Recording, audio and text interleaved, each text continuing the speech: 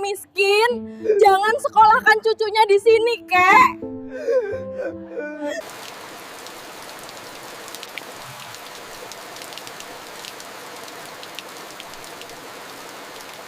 Pernahkah kalian melihat seseorang dipermalukan, bukan karena berbuat salah, tetapi hanya karena miskin? Di dunia ini, kadang harga diri seseorang terasa lebih murah dari selembar kertas tagihan. Padahal di balik baju lusuh, bisa saja tersimpan perjuangan yang tidak sanggup dibayar oleh harta siapapun. Bayangkan, seorang ayah tua mengayuh sepeda puluhan kilometer demi masa depan anaknya. Namun sesampainya di sekolah, yang ia terima bukan penghargaan, melainkan hinaan di depan ratusan orang. Dan yang lebih mengejutkan, hanya dalam 1 minggu, keadaan berbalik total. Sebelum kita mulai, tuliskan dulu di komentar. Kalian menonton dari daerah mana? Dari kota besar? Dari desa? Atau bahkan dari luar negeri? Dan buat kalian yang suka kisah penuh makna seperti ini, jangan lupa bantu dukung channel ini dengan subscribe, like, dan share supaya semakin banyak orang bisa mengambil hikmah dari cerita yang kita sampaikan. Sekarang, mari kita masuk ke cerita. Di sebuah desa kecil yang jauh dari keramaian kota, hiduplah seorang lelaki tua bernama Pak Hasan. Usianya sudah melewati 70 tahun. Tubuhnya kurus, punggungnya sedikit membungkuk, dan tangannya kasar penuh bekas cangkul. Setiap garis keriput di wajahnya seperti menyimpan cerita panjang tentang kerasnya kehidupan. Rumahnya berdinding anyaman bambu. Atapnya sudah beberapa kali ditambal seng bekas. Jika hujan turun deras, air menetes dari beberapa sudut langit-langit dan harus ditampung dengan ember. Namun Pak Hasan tidak pernah mengeluh. Karena hidupnya memiliki satu tujuan. Anaknya. Bertahun-tahun lalu, Pak Hasan dan istrinya menunggu keturunan hampir 1/4 abad. Setiap malam ia berdoa setelah salat, memohon satu hal sederhana, seorang anak. Dan akhirnya doa itu dikabulkan. Suatu malam yang dingin, tangis bayi pecah di rumah kecil itu. Pak Hasan menangis haru, tetapi kebahagiaan itu tidak berlangsung lama. Istrinya meninggal saat melahirkan. Hari itu menjadi hari paling pahit dalam hidupnya. Ia kehilangan pasangan hidup, dan pada saat yang sama menerima amanah terbesar dalam hidupnya. Seorang bayi laki-laki yang kemudian ia beri nama Fahri. Di depan jenazah istrinya, Pak Hasan berjanji dengan suara bergetar. Aku akan membesarkan dia, walau nyawaku taruhannya. Sejak hari itu, hidup Pak Hasan berubah. Ia bukan lagi hanya petani. Ia menjadi ayah sekaligus ibu. Pagi hari ia ke sawah. Siang hari ia memasak dan mencuci. Malam hari ia menidurkan Fahri sambil menceritakan kisah-kisah agar anaknya tidak merasa kehilangan kasih sayang. Waktu berjalan cepat. Fahri tumbuh menjadi anak yang cerdas dan lembut. Ia selalu juara kelas sejak SD. Guru-guru sering berkata, "Anak ini masa depannya cerah, Pak Hasan. Jangan sampai putus sekolah." Kata-kata itu menancap dalam hati Pak Hasan. Sejak saat itu, ia punya mimpi besar. Anaknya harus sekolah setinggi mungkin. Bahkan jika ia harus bekerja sampai napas terakhirnya. Tahun demi tahun berlalu, hingga akhirnya Fahri diterima di sebuah SMA elit di kota. Sekolah mahal yang bahkan orang desa tak berani membayangkannya. Tetangga banyak yang heran. "Hasan, kamu sadar itu sekolah orang kaya? Biayanya bisa buat makan bertahun-tahun. Jangan memaksakan diri." Pak Hasan hanya tersenyum. "Saya tidak bisa memberi warisan tanah luas, tapi saya bisa memberi pendidikan." Namun kehidupan tidak selalu sejalan dengan tekad. Musim panen gagal datang 2 kali berturut-turut. Harga gabah turun. Hasil kebun tidak laku. Tabungan yang ia kumpulkan bertahun-tahun perlahan habis. Dan tanpa terasa, SPP Fahri menunggak 3 bulan. Fahri sebenarnya menyembunyikan hal itu. Ia takut ayahnya sedih. Tapi rahasia tak bisa disimpan selamanya. Suatu sore Fahri pulang dengan wajah pucat membawa sebuah amplop putih. Tangannya gemetar saat menyerahkan kepada ayahnya. Pak Hasan membuka surat itu perlahan. Matanya membaca satu kalimat berulang kali. Surat panggilan dari kepala sekolah. Dadanya terasa sesak. Ia tidak takut dimarahi. Ia tidak takut dipermalukan. Yang ia takutkan hanya satu. Anaknya berhenti sekolah. Malam itu Pak Hasan duduk di teras rumah. Lampu minyak bergoyang tertiup angin. Suara jangkrik memenuhi kesunyian. Fahri tidur lebih awal, tapi Pak Hasan tidak bisa memejamkan mata. Ia menatap langit lama sekali. Bibirnya bergetar dalam doa. Ya Allah, aku tidak minta kaya. Aku hanya minta anakku tetap bisa belajar. Air matanya jatuh tanpa suara. Ia membayangkan Fahri kembali ke desa, menjadi buruh seperti dirinya. Mimpi anaknya hancur karena kemiskinan. Itulah ketakutan terbesar seorang ayah. Bukan dihina, bukan dipandang rendah, tetapi melihat masa depan anaknya padam. Menjelang subuh ia masih duduk di sana. Matanya sembab. Fahri keluar setelah salat, duduk di sampingnya. Dengan suara pelan ia berkata, "Pak, kalau nanti dimarahi kepala sekolah, jangan bela aku. Ini salahku telat bilang." Pak Hasan menoleh dan mengusap kepala anaknya. "Nak, tugasmu hanya belajar. Urusan dunia biar ayah yang tanggung." Tangannya bergetar, tapi senyumnya hangat. Di dalam hatinya ia tahu, besok akan menjadi hari yang berat. Namun ia juga tahu, ia tidak boleh menyerah. Langit masih gelap ketika ayam jantan pertama berkokok dari ujung desa. Kabut tipis menyelimuti jalan tanah yang membelah persawahan. Embun menempel di daun padi seperti butiran kaca kecil yang berkilau terkena cahaya bulan terakhir sebelum subuh. Pak Hasan sudah berdiri di depan rumah dengan sepeda tuanya. Sepeda itu bukan sekadar alat transportasi. Itu saksi perjalanan hidupnya. Catnya sudah pudar, rantainya sering lepas, dan sadelnya dibungkus kain bekas agar tidak terasa keras. Tapi setiap hari sepeda itulah yang mengantarnya bekerja, dan hari ini akan mengantarkan sesuatu yang jauh lebih penting, masa depan anaknya. Fahri keluar sambil membawa tas sekolahnya. Ia tampak gugup. Bukan karena perjalanan jauh, tapi karena tahu hari ini mereka akan dipanggil kepala sekolah. "Sudah siap, Nak?" tanya Pak Hasan pelan. Fahri mengangguk, walau matanya tak berani menatap ayahnya. Mereka pun berangkat. Roda sepeda berdecit pelan menembus jalan desa yang masih sepi. Angin pagi terasa dingin menusuk kulit. Hanya suara serangga malam yang masih tersisa dan gemericik air irigasi yang menemani perjalanan. Fahri duduk di boncengan, memegang erat tasnya. Beberapa menit mereka hanya diam. Hingga akhirnya Fahri berbicara lirih. "Pak, kalau nanti aku harus pindah sekolah?" "Fahri nggak apa-apa." Kayuhan Pak Hasan melambat. Ia tidak langsung menjawab. Beberapa detik hanya terdengar napasnya yang mulai berat karena jalan sedikit menanjak. "Ayah sudah bilang, tugasmu belajar," jawabnya akhirnya. "Bukan menyerah." Fahri menunduk. "Tapi sekolah itu mahal, Pak." Fahri tahu. Pak Hasan tersenyum tipis walau anaknya tidak melihat. "Nak, orang miskin boleh capek cari makan, tapi tidak boleh capek punya harapan." Angin pagi berhembus lebih dingin. Fahri menggigit bibirnya menahan air mata. Mereka keluar dari desa, memasuki jalan sempit menuju kota. Jalan itu melewati hutan kecil. Jalur terdekat agar Fahri tidak terlalu terlambat ke sekolah. Langit mulai memerah di ufuk timur. Burung-burung mulai bersuara. Namun tiba-tiba, Pak Hasan menghentikan sepedanya mendadak. Fahri hampir terjatuh. "Pak!" Pak Hasan tidak menjawab. Ia menatap ke arah semak-semak di tepi jalan. Ada sesuatu. Tanah di pinggir jalan terlihat rusak, seperti baru terseret sesuatu besar. Beberapa meter dari sana, tampak bagian mobil berwarna hitam di antara pepohonan. Fahri ikut turun. Mereka mendekat perlahan. Dan jantung Fahri langsung berdegup kencang. Sebuah mobil mewah terguling di bawah lereng kecil. Moncongnya menabrak batang pohon. Kaca depannya pecah, asap tipis keluar dari kap mesin. Di dalamnya, ada seseorang. Seorang pria paruh baya bersandar lemah di kursi pengemudi. Darah mengalir dari pelipisnya. Fahri panik. "Pak, kita harus panggil orang." Pak Hasan terdiam beberapa detik. Matanya menatap jalan ke arah kota, lalu ke arah mobil. Sekolah. Panggilan kepala sekolah. SPP. Masa depan Fahri. Dan di depannya, nyawa manusia.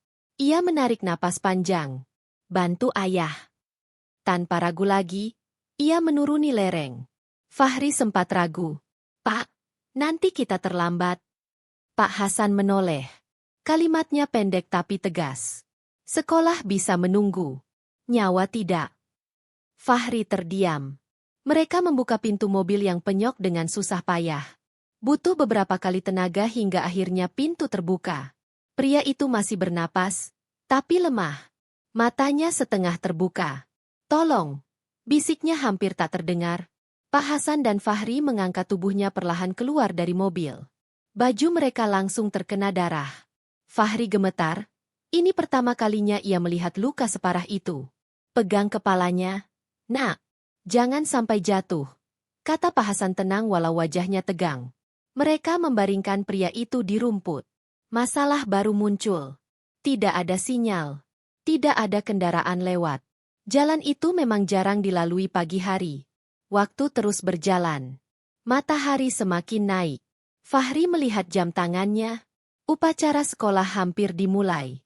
Namun Pak Hasan tidak menunjukkan penyesalan sedikit pun. Ia tetap menekan luka pria itu dengan kain sarungnya. Hampir 20 menit kemudian terdengar suara mesin truk dari kejauhan. Pak Hasan berdiri di tengah jalan melambaikan tangan. Truk berhenti mendadak. Sopir kaget melihat mereka berlumuran darah. "Ya Allah, kecelakaan? Tolong, Pak, antar ke rumah sakit terdekat." Tanpa banyak tanya, sopir membantu mereka mengangkat pria itu ke bak belakang. Sepeda Pak Hasan ikut dinaikkan. Perjalanan menuju kota terasa jauh lebih lama dari biasanya. Sepanjang jalan Fahri memegang tangan pria itu agar tetap sadar. Beberapa kali pria itu membuka mata, menatap Pak Hasan. Ada tatapan aneh di sana, bukan hanya kesakitan. Seperti sedang mengingat wajah seseorang. Sesampainya di rumah sakit, perawat segera membawa pria itu ke ruang IGD. Pak Hasan berdiri di luar pintu, napasnya berat. Bajunya penuh noda darah. Fahri melihat jam lagi. Mereka pasti terlambat sekarang. Sangat terlambat. Tak lama kemudian, saat Brankar akan masuk lebih dalam ke ruang tindakan, pria itu tiba-tiba meraih tangan Pak Hasan. Genggamannya lemah, tapi kuat menahan. Matanya terbuka setengah. Ia menatap Hasan lama sekali. Seolah ingin mengatakan sesuatu, namun tak sanggup berbicara. Hanya satu hal yang terasa. Genggaman itu bukan sekadar ucapan terima kasih. Itu seperti janji. Beberapa detik kemudian tangannya terlepas, dan pintu ruang operasi tertutup. Pak Hasan berdiri diam. Ia tidak tahu siapa pria itu. Ia tidak tahu apa yang baru saja ia ubah dalam hidupnya. Ia hanya tahu satu hal. Hari mereka baru saja menjadi jauh lebih rumit. Pagi itu matahari terasa jauh lebih panas dari biasanya. Langit sekolah bersih tanpa awan, tapi bagi Fahri, hari itu terasa seperti badai. Hasan dan Fahri tiba di gerbang sekolah ketika suara lagu kebangsaan sudah terdengar dari lapangan upacara. Barisan siswa telah rapi berjejer. Bendera sudah setengah tiang naik, dan semua mata langsung menoleh. Sepeda tua Hasan berhenti perlahan. Rantai besinya berdecit. Beberapa siswa berbisik. "Telat lagi." "Itu Fahri kan? Anak yang nunggak SPP?" Fahri menunduk. Tangannya menggenggam tas lusuhnya kuat-kuat sampai buku di dalamnya terlipat. "Maaf Pak, kita lari aja ya," bisiknya pelan. Hasan hanya mengangguk. Mereka berjalan cepat menyusuri pinggir lapangan, berharap bisa masuk barisan diam-diam. Namun, Fahri, Hasan, ke depan. Suara keras dari pengeras suara menghentikan semuanya. Seluruh lapangan hening. Semua kepala berputar ke arah mereka. Hasan berhenti melangkah. Tubuhnya terasa berat. Ia tahu, hari yang ia takuti akhirnya datang. Di depan podium berdiri kepala sekolah, Pak Darmawan. Tatapannya tajam menembus mereka. "Kesini sekarang juga." Langkah Fahri gemetar. Sepatunya kotor penuh tanah bekas jalan desa. Seragamnya mulai memudar warnanya. Setiap langkah menuju podium terasa seperti berjalan ke arah hukuman. Semua siswa melihat. Bahkan guru-guru ikut menatap. Fahri berdiri di samping ayahnya. Pak Darmawan menurunkan mikrofon sedikit, tapi tetap cukup keras agar seluruh lapangan mendengar. "Ini contoh murid yang tidak disiplin," katanya dingin. "Datang terlambat saat upacara bendera." Beberapa siswa tertawa kecil. Fahri menunduk makin dalam. Namun Pak Darmawan belum selesai. Ia membuka map coklat. Dan bukan cuma terlambat, murid ini juga menunggak SPP selama 3 bulan. Suasana langsung berubah. Bisikan mulai terdengar di barisan. 3 bulan? Parah banget. Berarti hampir dikeluarkan? Fahri merasa telinganya berdenging. Ia berharap tanah terbuka dan menelannya. Pak Darmawan menatap Hasan dari ujung kepala sampai kaki. Kamu orang tuanya? Hasan mengangguk pelan. Iya, Pak. Nada suaranya hampir tak terdengar. Pak Darmawan menghela napas panjang. Kalau tidak mampu menyekolahkan anak, jangan dipaksakan. Beberapa siswa saling melirik. Sekolah ini bukan tempat amal. Kata-kata itu menusuk. Hasan menahan napas. Dadanya sesak. Banyak orang tua lain antre ingin anaknya sekolah di sini, lanjut Pak Darmawan. Bukan yang cuma janji bayar tapi tidak pernah lunas. Fahri menggigit bibirnya. Matanya mulai basah. Ia berusaha menahan, tapi air mata jatuh juga. 1 tetes. Lalu 1 lagi. Lapangan melihat semuanya. Pak Darmawan menunjuk Fahri. Kamu pintar, tapi percuma kalau orang tuamu tidak bertanggung jawab. Kalimat itu membuat Fahri pecah. Ia menutup wajahnya, menangis tanpa suara. Bahu kecilnya bergetar. Hasan menoleh ke anaknya. Tangannya ingin memeluk, tapi ia menahannya. Ia tahu, semakin ia bergerak, semakin Fahri akan diperhatikan. Dan yang paling menyakitkan, ia tak bisa membela diri. Bukan karena tak punya kata, tapi karena tak punya bukti. Ia memang belum mampu membayar. Suara Pak Darmawan makin keras. Mulai minggu depan, jika belum dilunasi, kami akan mempertimbangkan mengeluarkan siswa ini. Kalimat itu menggema ke seluruh lapangan. Fahri menatap ayahnya. Wajahnya penuh harap, sekaligus takut. Hasan hanya tersenyum tipis. Senyum yang dipaksakan. Senyum seorang ayah yang tak ingin anaknya hancur di depan orang banyak. Iya, Pak, jawabnya lirih. Tidak membantah, tidak marah, tidak membela diri. Karena ia tahu, harga diri anaknya lebih penting daripada egonya. Beberapa siswa mulai berbisik lebih keras. Kasihan. Tapi ya salah sendiri. Miskin kok sekolah di sini. Fahri mendengar semuanya. Tangannya mengepal. Tangisnya makin kuat. Upacara belum selesai. Tapi hari Fahri sudah hancur. Pak Darmawan menutup map. Kembali ke tempat. Hasan menepuk pelan bahu anaknya. Sudah, ayo. Mereka berjalan meninggalkan podium. Setiap langkah terasa lebih berat dari sebelumnya.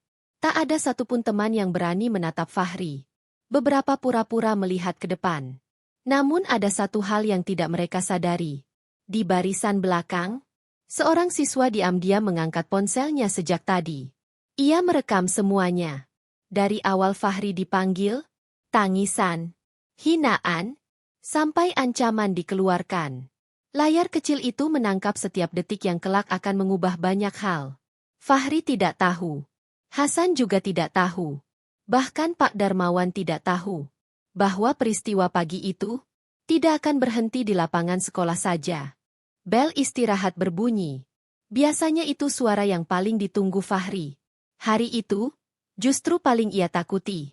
Begitu guru keluar kelas, suasana langsung berubah. Kursi berderit. Bisikan muncul. Lalu tawa kecil terdengar dari belakang. Jangan duduk dekat-dekat. Nanti ketularan nunggak SPP. Hei Fahri, upacara depan bayar dulu ya. Sekolah bukan tempat amal katanya.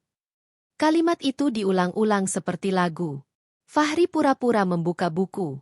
Huruf-huruf di depannya tak terbaca. Matanya panas sejak pagi, tapi ia menahannya.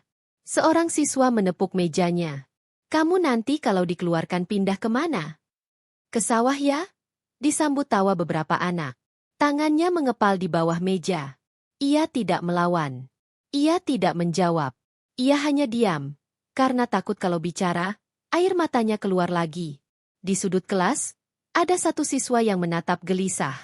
Dialah yang kemarin merekam kejadian di lapangan. Ia menggenggam ponselnya kuat-kuat. Ia ingin membela Fahri.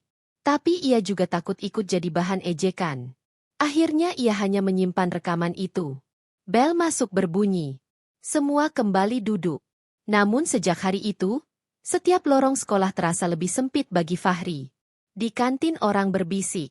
Di lapangan ada yang meniru tangisnya. Bahkan saat pulang, beberapa siswa sengaja melewati sepedanya sambil tertawa. Hari sekolah tak lagi jadi tempat belajar, tapi tempat bertahan. Sore hari di rumah.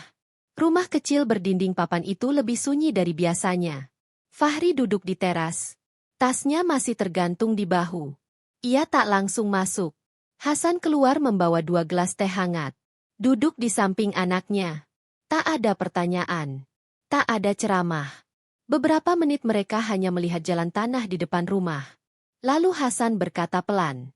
"Capek ya?" Fahri mengangguk. Bibirnya bergetar. "Ayah, aku pindah sekolah aja ya." Kalimat itu lirih, tapi terasa menghantam. Hasan menatap lurus ke depan. "Karena malu." Fahri tak menjawab. Air mata jatuh lagi. Hasan menarik napas panjang. "Dulu ayah juga sering dipermalukan," katanya pelan. "Tapi ayah berhenti sekolah, dan ayah menyesal sampai sekarang." Ia menoleh pada Fahri. Yang miskin itu bukan orang yang tak punya uang. Yang miskin itu orang yang berhenti berusaha. Fahri menatap ayahnya. Mata Hasan lelah, tapi hangat. "Ayah mungkin belum bisa bayar hari ini," lanjutnya. "Tapi ayah janji, kamu tetap sekolah di sana." "Kenapa ayah gak marah kemarin?" tanya Fahri lirih. Hasan tersenyum tipis. "Karena harga diri ayah gak penting. Yang penting masa depan kamu." Fahri akhirnya memeluk ayahnya. Tangisnya pecah lagi, tapi kali ini berbeda. Bukan karena malu, tapi karena merasa tidak sendirian. Di sisi lain, ruang guru terasa jauh berbeda. Pak Darmawan duduk santai sambil menyeruput kopi. Beberapa guru membicarakan upacara kemarin. "Agak keras ya, Pak," kata salah satu guru ragu. Pak Darmawan tertawa kecil. Kalau tidak dipermalukan, orang tua seperti itu tidak akan sadar. Ia membuka map administrasi. Aturan tetap aturan.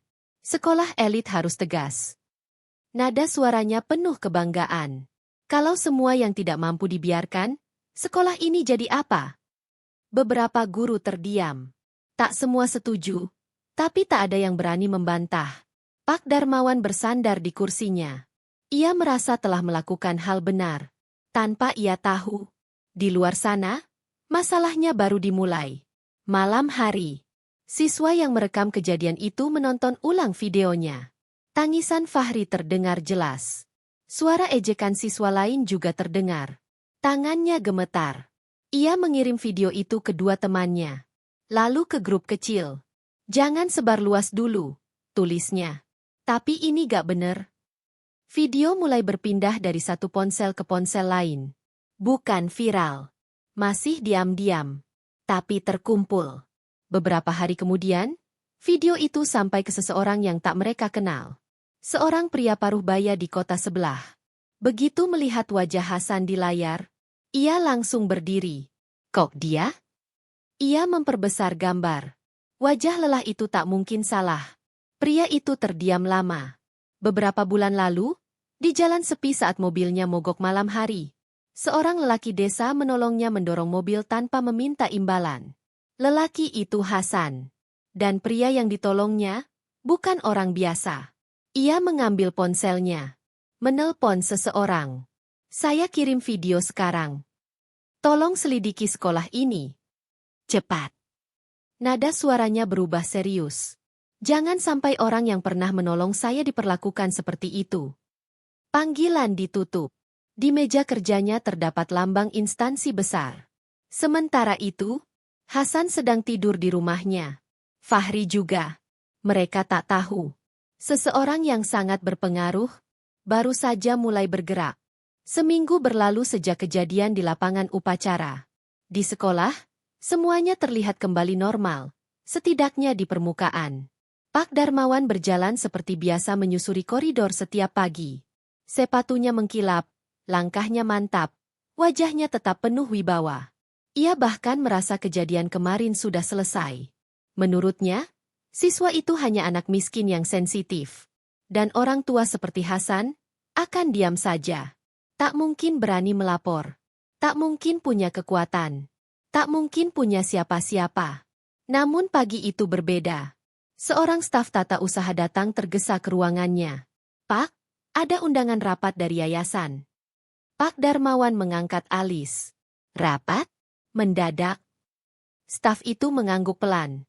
Semua guru diminta hadir. Sekarang, Pak.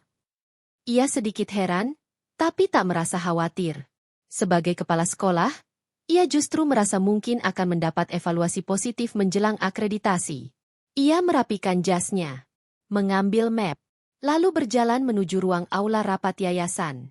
Di aula, suasana terasa berbeda. Tak ada obrolan santai seperti biasanya.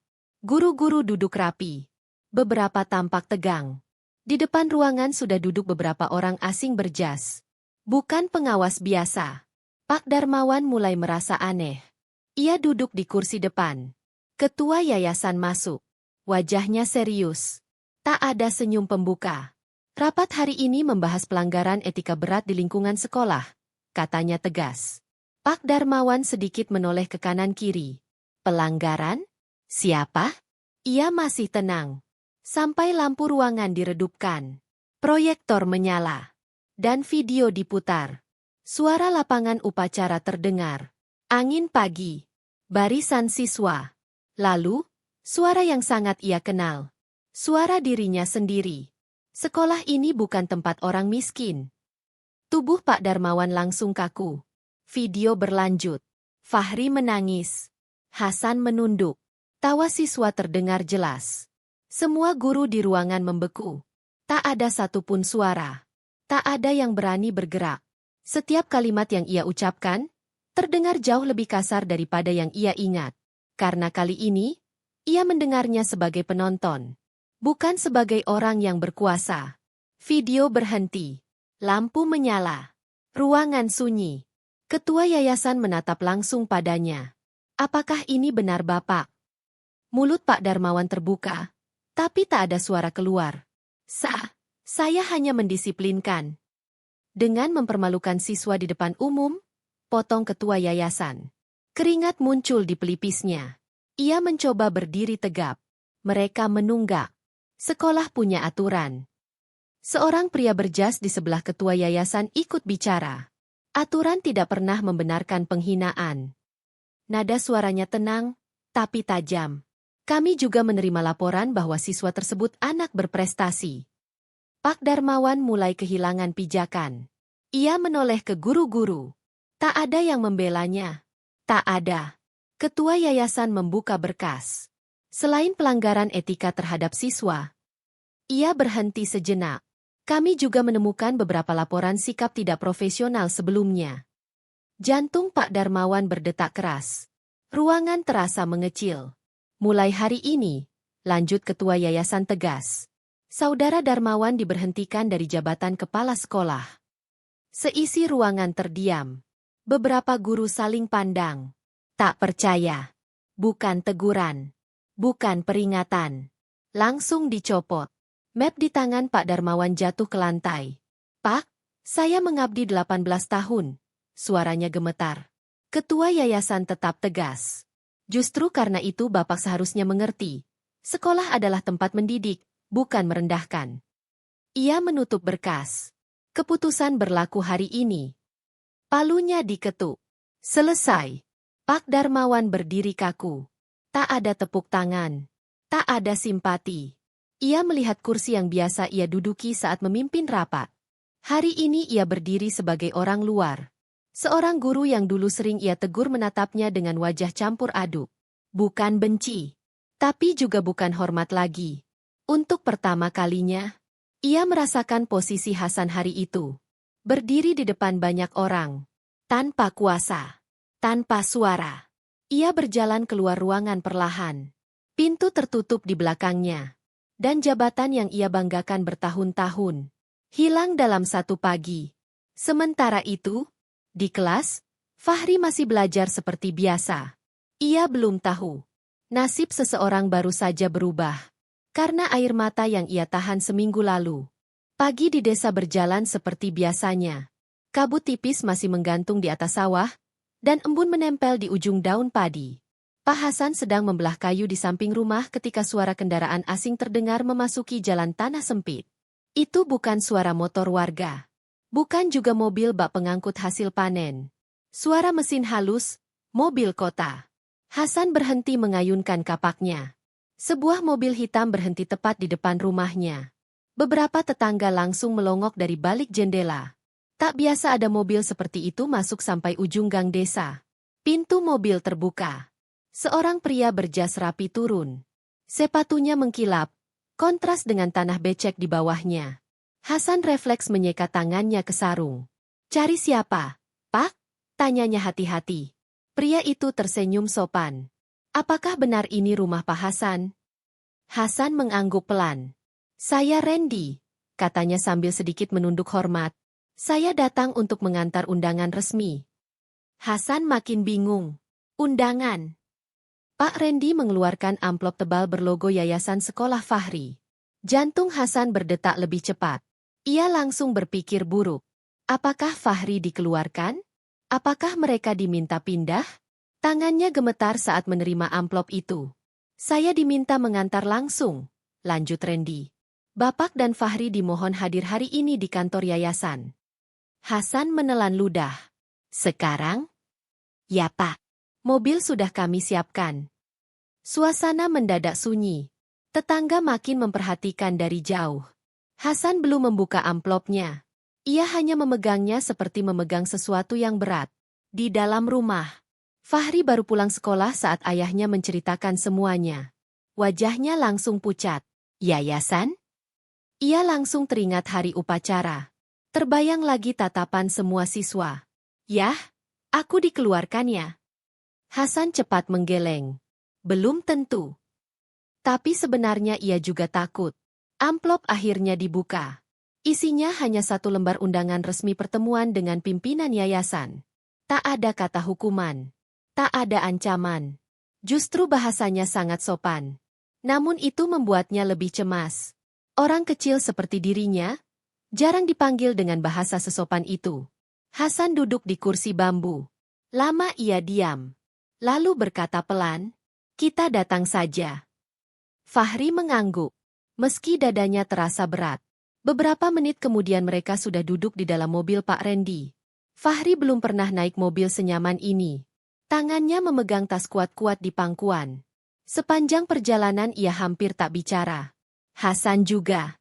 Namun pikirannya berputar. Ia mencoba mengingat, apakah pernah punya urusan dengan yayasan? Tidak. Ia hanya petani. Tak punya kenalan orang penting.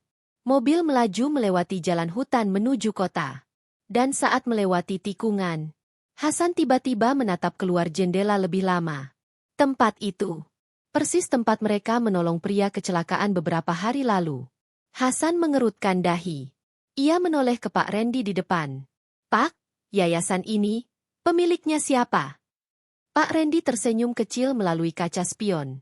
"Nanti Bapak akan bertemu langsung." Jawaban itu justru membuat dada Hasan makin tidak tenang. Ia mulai curiga. Tangannya mengepal di atas lutut. Ingatan tentang pria terluka itu muncul kembali. Wajah pucat, tangan menggenggamnya erat sebelum pingsan. Entah kenapa, perasaannya mengatakan ada hubungan.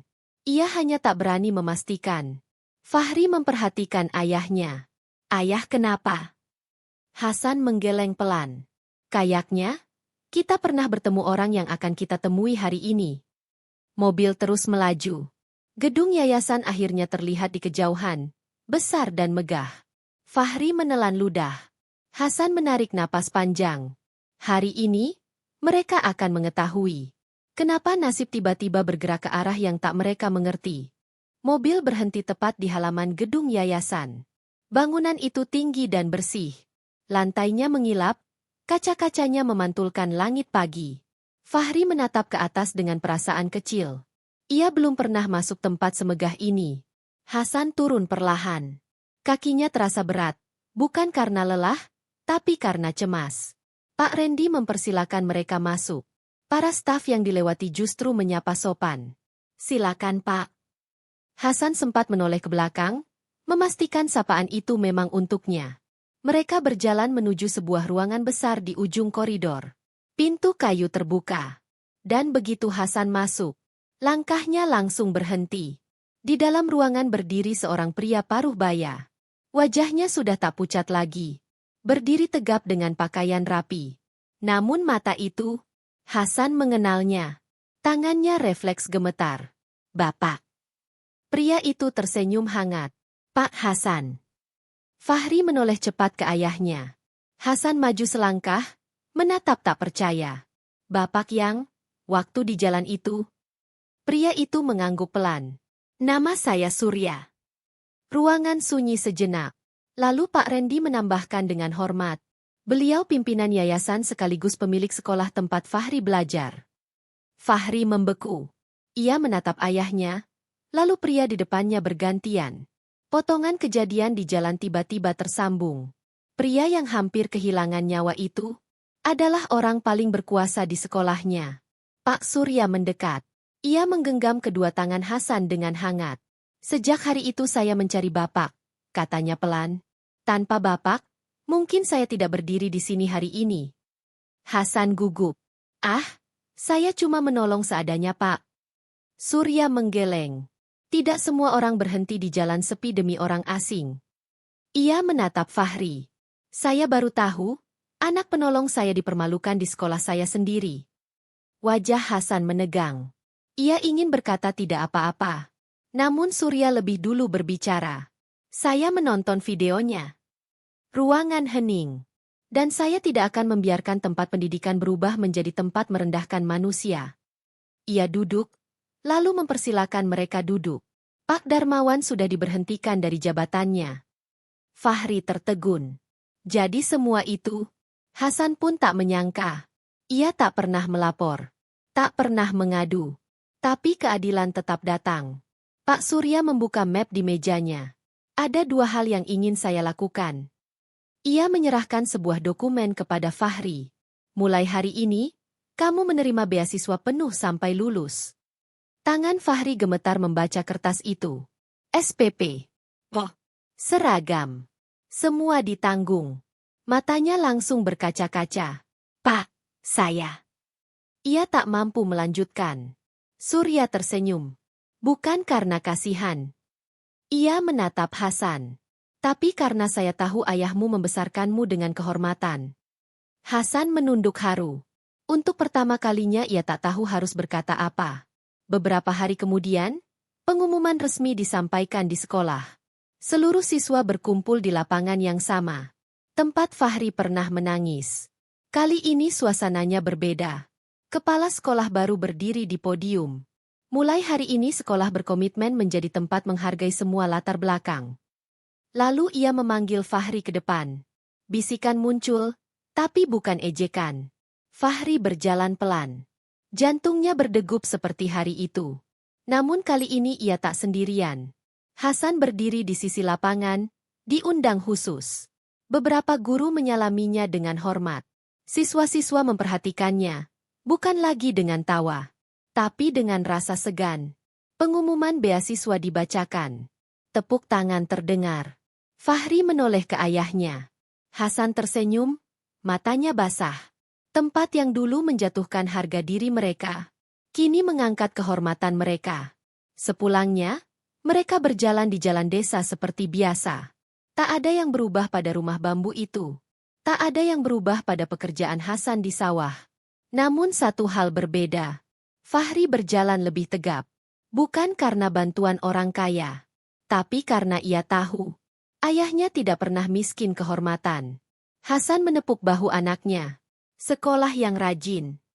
Fahri mengangguk kuat. Iya ya. Angin sore bertiup pelan di antara padi. Dan hidup kembali berjalan sederhana. Karena pada akhirnya, orang miskin bisa saja direndahkan manusia. Tetapi tidak pernah direndahkan Tuhan.